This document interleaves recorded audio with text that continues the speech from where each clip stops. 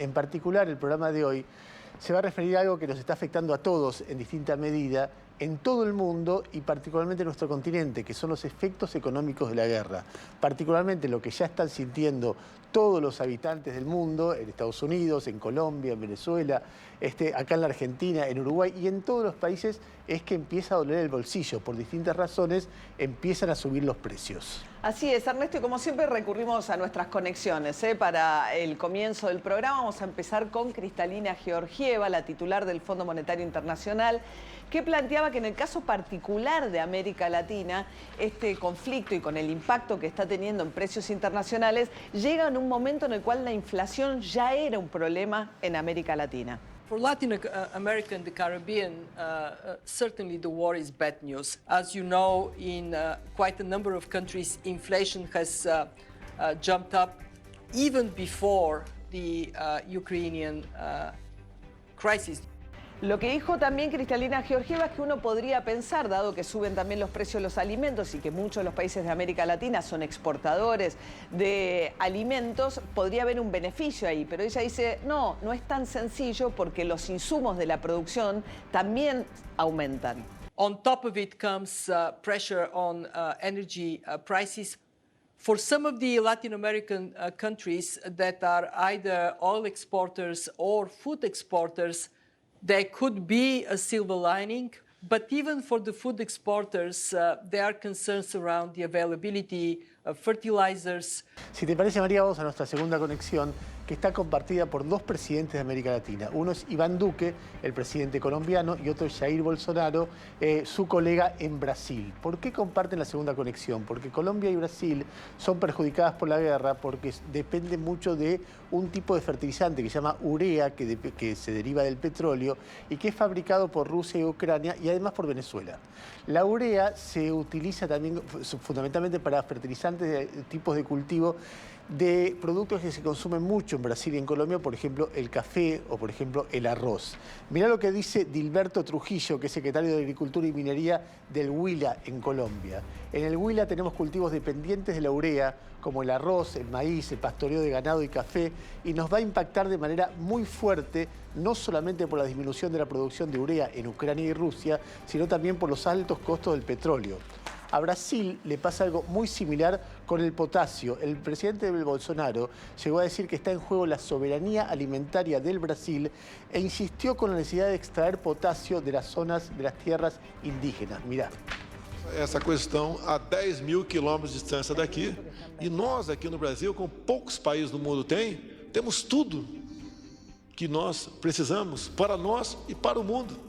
Bueno, Bolsonaro venía intentando avanzar sobre las reservas indígenas y hay quienes alertan que esto también es una excusa para insistir con estas medidas que son bastante resistidas, ¿no? Por supuesto, y vamos a nuestra tercera conexión, dale. Nuestra tercera conexión, Ernesto, es Joe Biden, el presidente de los Estados Unidos, pues venimos mencionando el otro precio que subió hoy fuerte, que es el precio del petróleo.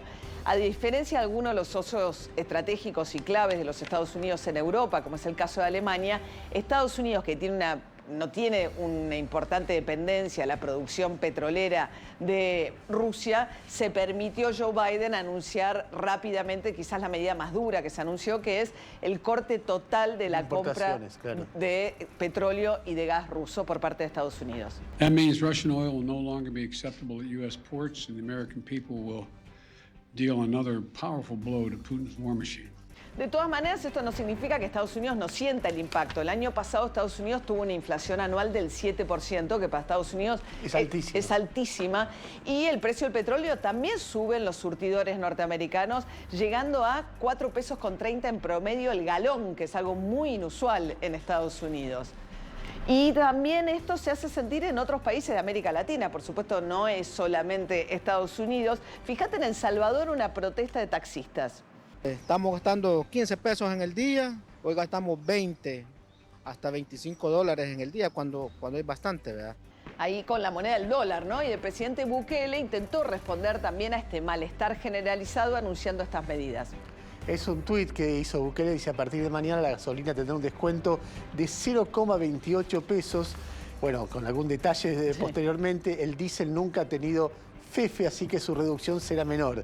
Esta medida será por 3 meses, pero el precio siempre estará sujeto a las variaciones del mercado. Claro, le baja la carga impositiva, ¿no? Vamos a nuestra cuarta conexión, que es muy interesante. Nuestra cuarta conexión es Luis Lacalle Pou. Luis Lacalle Pou es un presidente que después de muchos años de gobierno de la centroizquierda del Frente Amplio, llegó con convicciones de centroderecha, con convicciones liberales, de no intervención del Estado de la economía. Sin embargo, apenas se percibió que los precios del mundo y también los de Uruguay iban a subir como consecuencia de la guerra, y empezó a pensar en un acuerdo de precios que para una mirada liberal es casi una transgresión muy fuerte. Algo menos ortodoxo, ¿no? Casi muy por afuera. una herejía, por decirlo de alguna manera. Lo dijo de esta manera Lacalle Pou. Los precios de los alimentos, lo que ustedes saben que en estos días, por motivo de la guerra, ya han aumentado las materias primas en todo el mundo y la gente está preocupada con lo que va a pasar y el gobierno razonablemente y justamente le pide medidas al respecto. Uruguay es un país importador neto de petróleo, o sea, sí, sufre por esta razón mucho. Muchísimo. Y entonces también el gobierno dijo, bueno, vamos a ver cómo contenemos el precio. Y lo dijo de esta manera. Hoy por primera vez en no sé cuántos años le pueden preguntar a la gente de la frontera, la nafta está más cara, el combustible está más caro en Brasil que del lado uruguayo, lo que ha aumentado en el resto del mundo. Ahora, si hablamos de la inflación, lo decimos con tristeza, hay que hablar del país estrella en la inflación en América Latina y uno de los estrellas del mundo, que es la Argentina. Por eso nuestra quinta conexión, nuestra última conexión, es Alberto Fernández, el presidente de nuestro país. Absolutamente, Ernesto. Decíamos que en Estados Unidos se alarma con una inflación del año pasado 7% anual. Argentina el año pasado superó en 12 meses el 50% de inflación y tan solo en el mes de febrero el rubro de alimentos y gaseosos superó el 7%. 7,5%, y es un rubro además muy sensible porque es el que más golpea sobre los ingresos de los sectores populares.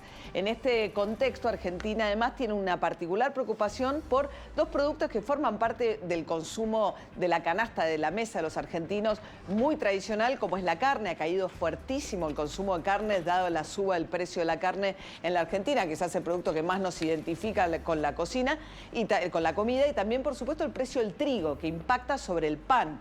Argentina exporta trigo al mundo, pero esto puede generar un efecto donde se encarece, por un lado, recauda más con sus exportaciones, pero se encarece el trigo en la comida de los argentinos. Fíjate lo que decía Alberto Fernández, el presidente argentino. Decía, Rusia y Ucrania salen del mercado de venta de trigo y a Argentina le conviene, ¿no? Claramente, porque va a poder exportar, pero sin embargo van a crecer los precios. Esto decía Alberto Fernández. Si querés, Ernesto, miramos cómo es la producción mundial de trigo para entender el rol que juegan Rusia y Ucrania juntos. Argentina tiene una porción del mercado, pero es mucho más chico que la cantidad de trigo que le venden Ucrania y Rusia al mundo. Muy bien, lo que se puede leer en la placa es que en diciembre del 2021 el Ministerio de Agricultura, Ganadería y Pesca de Argentina proyectó una cosecha récord para la campaña 2021-2022. Según las estimaciones oficiales, se alcanzará una cosecha de 22,1 millones de toneladas. Esto representa un 25,6 más que la campaña anterior y un 0,7% más de la superficie implantada. Según las primeras estimaciones de la Bolsa de Comercio de Rosario, las exportaciones podrían generar para la Argentina un ingreso extra de 3.180 millones de dólares, que es el mayor valor exportado en todos los registros. Sí, para Argentina, digamos, también tiene la cuenta de gas se le encarece. Argentina hay un porcentaje del gas que consume que importa. Entonces hay que ver cómo termina siendo el balance entre los ingresos mayores que va a tener por la venta de granos, trigo, soja, etcétera, con relación a lo que le va a costar importar el gas, que es el cálculo, digamos, cada uno de los países se ve afectado de maneras múltiples. Ahora el presidente Alberto Fernández, en el día de ayer, el viernes, le declaró la guerra a la inflación. En el medio de la guerra contra Ucrania, dijo que Argentina iba a librar otra guerra y que esa es la guerra contra la inflación. Que el día viernes va a empezar otra guerra, la guerra contra la inflación en Argentina. Vamos a terminar con los especuladores y vamos a poner las cosas en orden. Hay que decir que este anuncio fue recibido con escepticismo no solamente por la oposición, sino por una población, una sociedad que está acostumbrada durante décadas a escuchar este tipo de anuncios donde la inflación se va a terminar definitivamente y un presidente tras otro ha sido derrotado por la realidad frente a estas promesas.